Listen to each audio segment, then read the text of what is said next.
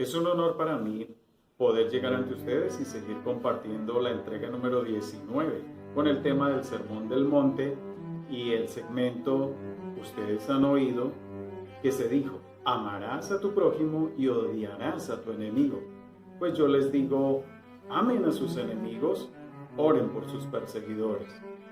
El precepto del amor a los enemigos es uno de los textos cristianos fundamentales.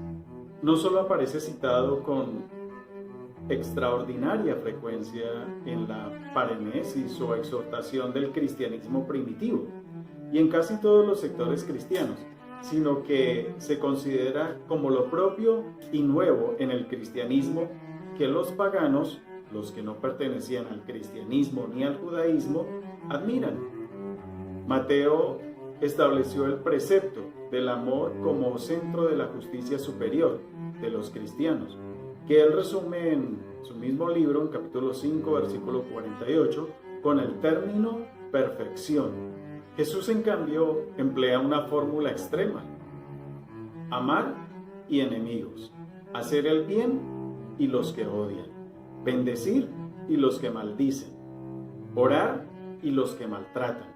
Son palabras opuestas que destacan en forma enfática el momento de contraste en la conducta enseñada por Jesús.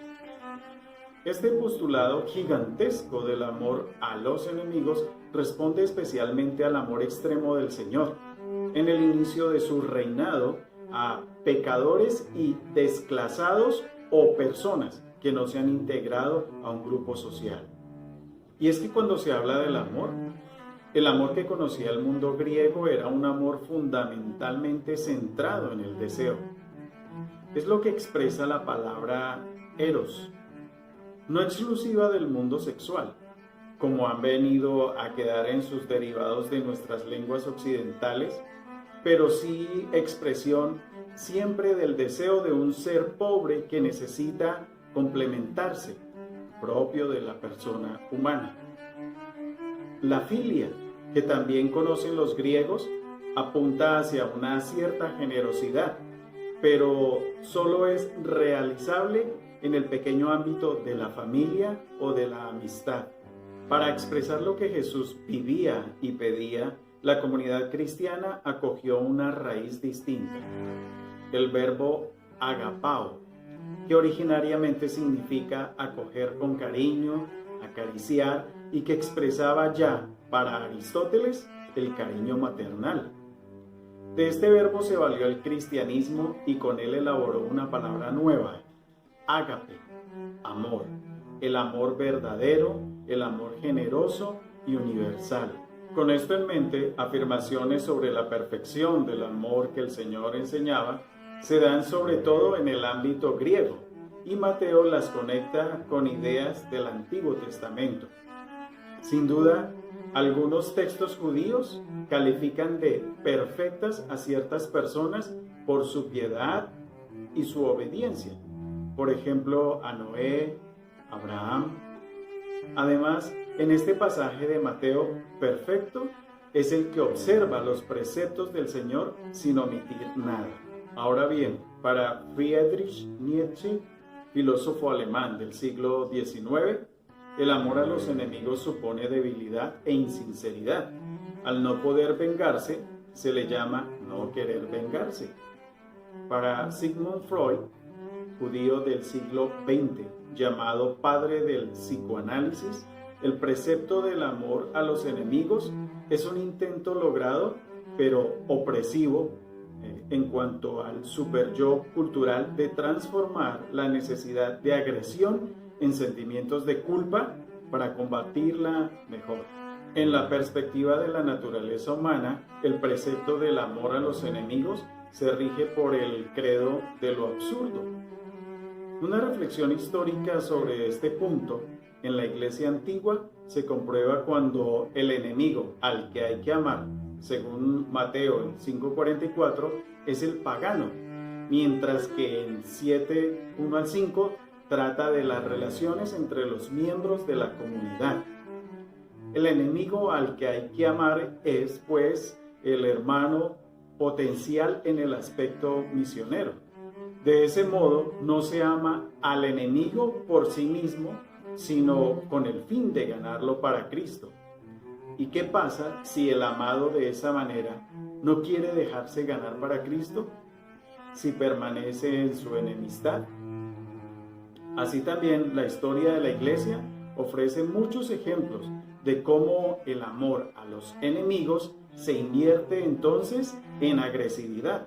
La relación de Mateo y de Lutero con los judíos son dos de esos ejemplos. Para Jesús, Mateo y los críticos del precepto del amor a los enemigos, ellos coinciden en que este precepto no es un postulado natural. ¿Cómo iba a hacerlo? Jesús lo formuló en contraste, de forma evidente con la conducta natural. Precisamente, no es táctica de un luchador, ni magnanimidad de un vencedor, ni resignación de un vencido, ni lucidez de un sabio. Es así como Jesús propuso su postulado desde el presupuesto absolutamente antinatural de que el reino del Señor había comenzado y el hombre requería darle respuesta. Por eso, no puede considerarse, como se ha hecho muchas veces en la historia de la exégesis, como culminación del amor natural a los semejantes. Mateo no lo propuso porque fuese razonable o natural o prometedor, sino porque aquel que lo impulsa está como Señor resucitado cerca de su comunidad todos los días hasta el fin del mundo. La cuestión no es directamente saber si ese precepto es realista a nivel táctico o psíquico, sino saber si la experiencia de gracia que el Señor propone es tan fecunda y ejecutada que el hombre pueda liberarse en dirección a ese amor. Al respecto, Mao Zedong, fundador de la República Popular China en el siglo XX, señaló en su densa reflexión que el amor a los enemigos no es posible en las condiciones de la lucha de clases. Él dijo: solo una vez eliminadas las clases se implantará el amor a toda la humanidad, pero actualmente no existe aún tal amor. Nosotros no podemos amar al enemigo, no podemos amar los hechos odiosos que se dan en la sociedad. Nuestro objetivo es su destrucción. A pesar de todo, la fe que sigue al Señor intenta en un mundo marcado por la lucha poner siempre signos del sí incondicional del Señor al hombre, partiendo de la perspectiva del reino del Señor. Esto es lo que significa el amor a los enemigos. Esta reflexión pone de manifiesto que tales signos incondicionales del sí del Señor al hombre no pueden ni pretenden dar respuestas a las cuestiones de estrategia en la lucha por la justicia social o por la supervivencia de la humanidad. Su legitimidad y fecundidad reside en otro plano: el amor inteligente a los enemigos, como estrategia política o alternativa política a la lucha de clases. Es necesario para el amor al hombre, pero no es amor a los enemigos en el sentido de Jesús, sino solo una perspectiva que parte de ese amor. No fue intención de Jesús mejorar la situación del mundo. Las obras de amor a los enemigos son para Jesús expresión del sí incondicional del Señor al hombre como tal. Son necesarias en un sentido fundamentalmente y acompañan y preceden a todas las estrategias realistas de amor inteligente. En realidad, el problema de los malos y los justos, un problema por supuesto en sí grave e importante, no es el enfoque particular de esta sexta antítesis. Este enfoque es más bien una visión creciente y amplia de lo bueno y lo justo.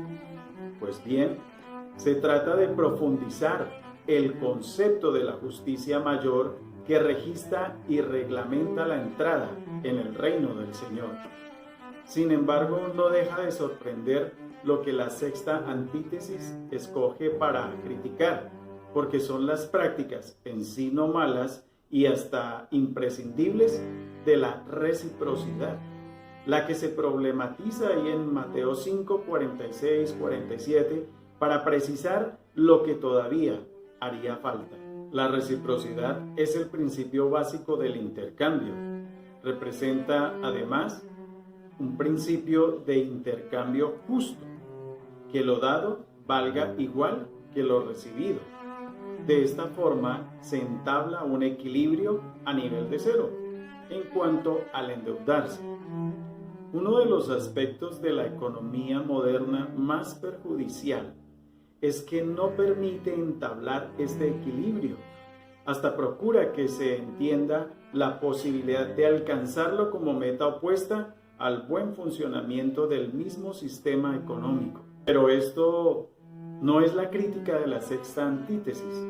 No, el problema que acarrea la reciprocidad, según la sexta antítesis, es que suele terminar como mecanismo constituyente de una identidad excluyente. No sirve para promover la solidaridad o la compasión.